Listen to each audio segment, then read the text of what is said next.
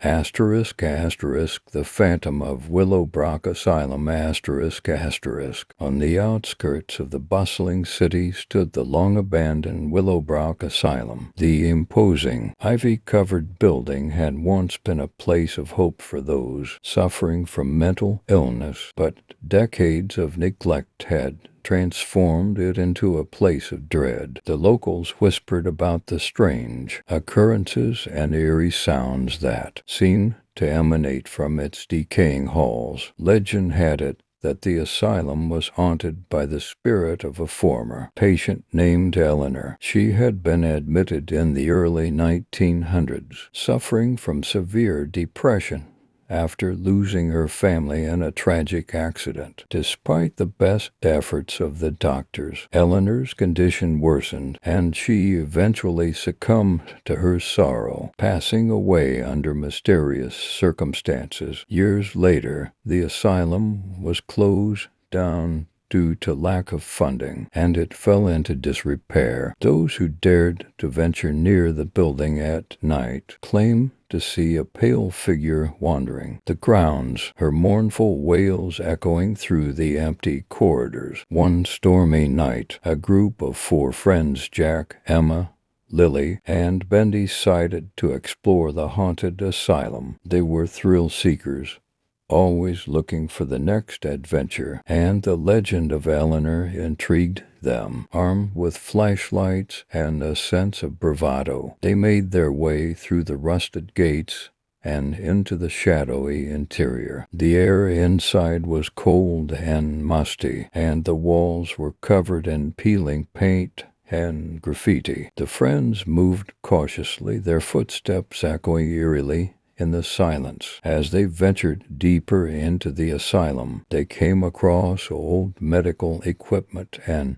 tattered patient record scattered across the floor. In the main hall, they found a large, dusty painting of the asylum in its prime. Beneath it was a plaque that read, "Willowbrook Asylum, a place of healing and hope." The irony was not lost on them as they looked around at the desolation that had taken over. Suddenly, a chilling breeze swept through the room, causing the friends to shiver. Emma noticed a faint, ghostly light coming from one of the corridors. "Do you see that?" she whispered, pointing towards the glow. Curiosity piqued. They followed the light, which led them to a small, locked room at the end of the hallway. The door was covered in cobwebs, and it looked as if it hadn't been opened in years. Jack, the most adventurous of the group, used a crowbar to pry the door open. Inside, they found what appeared to be a patient's room,